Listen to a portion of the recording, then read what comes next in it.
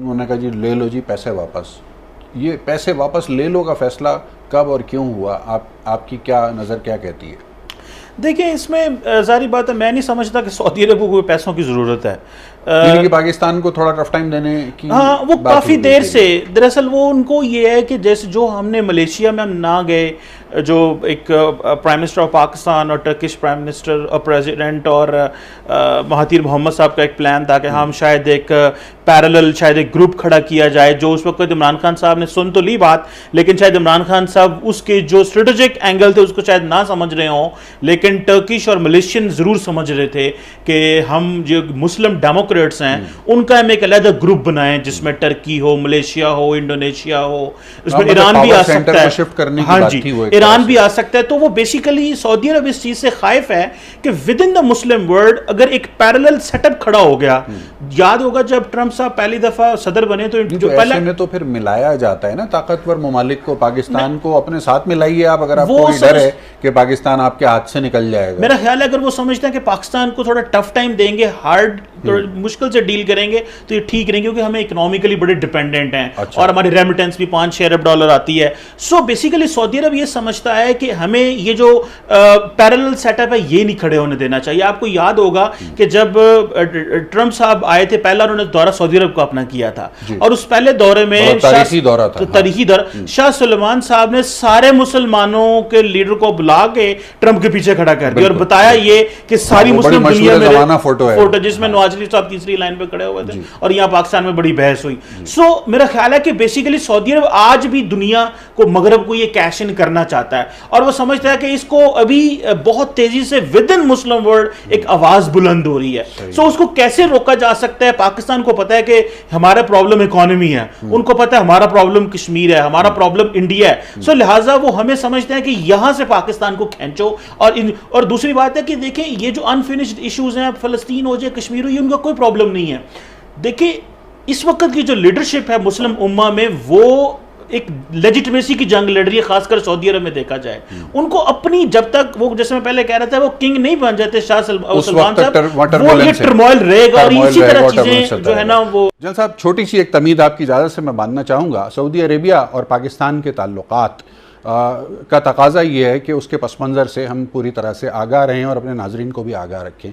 ये दो मुल्कों के दरमियान, दो कौमों के दरमियान और दो मुसलमान कौमों के दरमियान रहने वाले ताल्लुकात हैं, जो कि ज़माने की सर्दो गर्म से हमेशा मुबर्रर रहे हैं और ज़माने की सर्दो गर्म से हट कर ही इनको देखा गया है, एक अलहदा लेंस से ही देखा जाता है।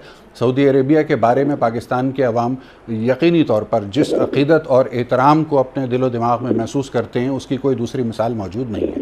हाल ही में सऊदी अरेबिया के साथ पाकिस्तान की जो रिलेशनशिप है, उसमें उस वक्त बज़ाहिर कुछ स्ट्रेन्ड सिचुएशन नज़र आई कि जब वो तेल की एडवांस या डेफर्ड पेमेंट के ऊपर जो एक अरेंजमेंट थी, उसमें तातुल की खबरें आईं। इसके अलावा जो कुछ क्रेडिट पेमेंट थी, Pakistan state bank of Pakistan के पास जमा शुदा रकम थी, उसको विड्रॉ करने की खबर सामने आई।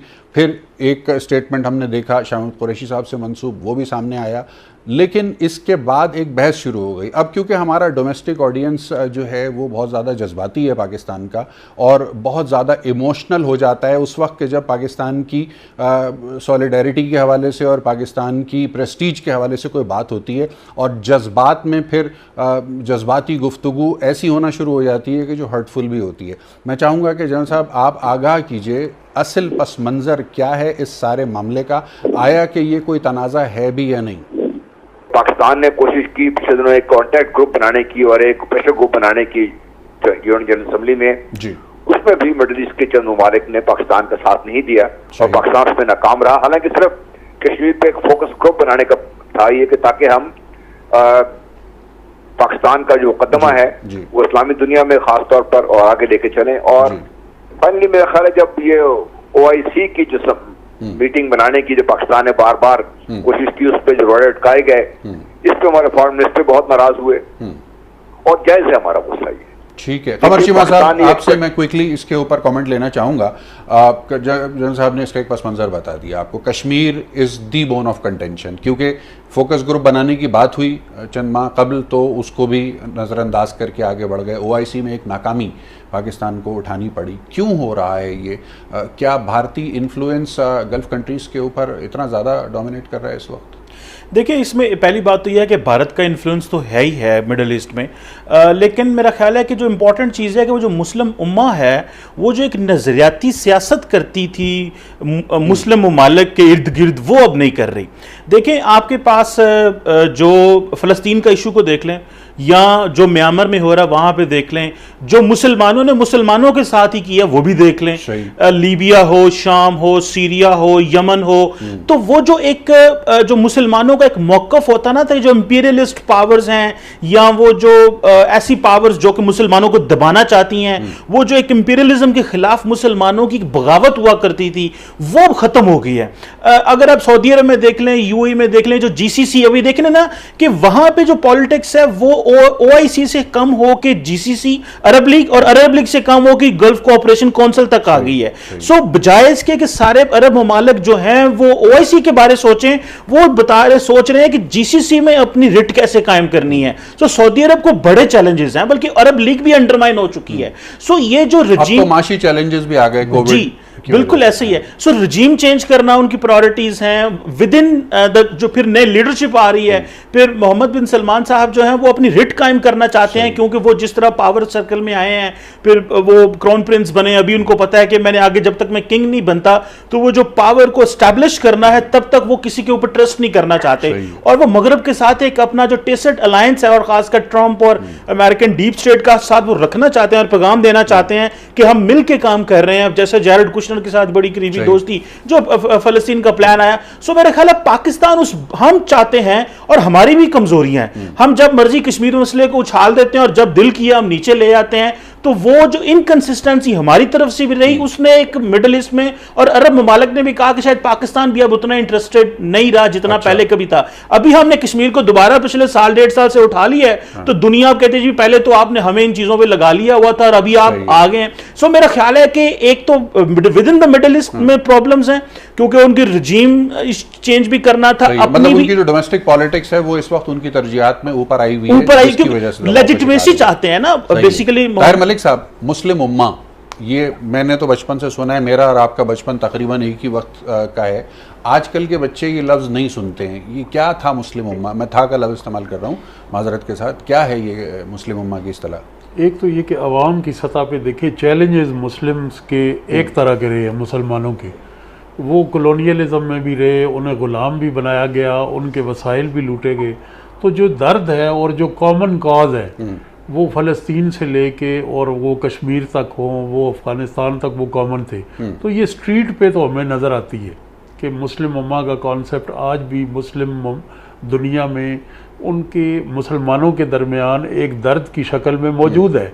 लेकिन जहाँ तक गवर्नमेंट्स, स्टेट्स और वो पॉलिसीज़ आ जाती है, वहाँ हमें मुस्लिम उम्मा नहीं। ये जदीद रियासतें हैं और हर रियासत का मफाद जो है वो मुस्लिम उम्मा से मुख्तलिफ है। अगर उम्मा की बात होती तो सऊदी अरब के आज इसराइल के मुकाबले में ईरान से अच्छे ताल्लुकात होते, तो और मलेशिया के साथ उन्होंने और टर्की के साथ ताल्लुकात उस तरह ना होते जिस तरह आज कह सकते हैं सेफली कि उम्मा का कॉन्सेप्ट जो है वो आउटडेट हो चुका है। देखिए, एक तो जो आप बात करें ना कि मैं और आप ये बात करते हैं सऊदी अरेबिया के बारे में या सऊदी अरेबिया की पॉलिसी के बारे में, उसकी एक वैल्यू है। लेकिन इस किस्म के जो मामलात है दो कौमों के दरमियान, दो स्टेट्स के दरमियान, तो वो पब्लिकली जाहिर करने के बजाय बैकग्राउंड में या जिस तरीके से हमारी डिप्लोमेसी काम करती है वहाँ कन्वे किया जाना होता, तो वो ज़्यादा इस लिहाज से बेहतर होता कि हमारे ताल्लुकात की जो तलखी है वो पब्लिक डिबेट ना बन जाती। सही, एप्रोप्रिएट फोरम्स को इस्तेमाल होना चाहिए इस तरह के। ठीक है। दूसरा, जहाँ तक ताल्लुक है, देखिए सऊदी अरेबिया का पैसा था, उन्होंने दिया था आपको, उन्होंने वापस मांग लिया, ये सोचे बगैर कि क्या पाकिस्तान की डिफिकल्टीज क्या होंगी। ये ठीक है कि चाइना ने पाकिस्तान को टाइड ओवर करने के लिए पैसे देने शुरू कर दिए, तो ये सऊदी अरेबिया की जो पॉलिसीज में खुद भी जो एक जीरो बम है, जो उनकी जो कहा जाता है ना, कंसिस्टेंसी, जैसा भी चीमा साहब भी बात कर रहे थे, एक उस लिहाज से उनकी पॉलिसीज में नहीं है। वहां पर जो मेरी अपनी इतलात ये है कि शाही खानदान ने, चूंकि रवायात को तोड़ दिया गया है जब से शाह सुलेमान बने हैं बादशाह फरमारवा सऊदी अरेबिया के, उन रवायात को तोड़ने की वजह से शाही खानदान के अंदर चपलकश बढ़ती जा रही है दिन ब दिन। ठीक है। और जो अभी क्राउन प्रिंस है, इनकी जो सपोर्ट जिस तरीके से वो चाहते हैं वो शायद शाही खानदान में भी नहीं है। बहरहाल अच्छा। अब ये जो मामला पाकिस्तान के लिए बना है, ये मेरा ख्याल है पैसों से ज्यादा, एक तो पैसों का डेफिनेटली वो must be the immediate cause जो भी था, लेकिन पैसों से ज्यादा जो सऊदी अरेबिया ने लगातार पाकिस्तान की दरख्वास्त को इस लिहाज से एक्सेप्ट नहीं किया कि वो इसी का इजलास बुलाया जाए, क्योंकि जब तक वो इसी का इजलास आए, इकट्ठे होकर मुसलमान लोग कोई बात करें तब बात बनती है। फिर पाकिस्तान के अंदर देखिए मोदी साहब को जरूरत से ज्यादा हाइप भी मिली, चाहे वो यूएई गए हों या बहरीन गए हों या सऊदी अरेबिया गए हों, तो ये तमाम वो मालिक हैं जिसमें ये मसला है। फिर जो पाकिस्तान का ईरान के साथ जो पाकिस्तान के ताल्लुकात हैं, देखिए पाकिस्तान के ईरान के साथ ताल्लुकात सऊदी अरेबिया की कॉस्ट पे नहीं है। ये सऊदी अरेबिया को ये बात समझ नहीं आती कि पाकिस्तान के साथ ईरान के ताल्लुकात में बेहतरी एक्चुअली अरब दुनिया के लिए बहुत बेहतर है, क्योंकि पाकिस्तान एक ऐसा इन्फ्लुएंस इस्तेमाल कर सकता है ईरान के साथ मिलकर जो इस खिते में अमल ला सकता है, स्टेबलाइज करने के लिए इस खिते स्टेबलाइज कर सकता है। हमारे जो अरब भाई हैं वो ये बात नहीं समझ रहे हैं कि अगर खुदा न खास्ता ईरान में गड़बड़ होती है तो पाकिस्तान डायरेक्टली इफेक्ट होगा, और पाकिस्तान अगर इफेक्ट होता है तो फिर जो हमसे वो तवक्को करते हैं सपोर्ट की, पाकिस्तान वो नहीं कर सकेगा। दुरुस्त। तो ये फिर इराक, लेबनान, सीरिया, ये बचेंगे नहीं मुल्क इसमें। सही है। तो शायद ऐसी सूरत हाल पैदा हो जाती है जैसे बज़ाहिर इस वक्त हुई हुई है।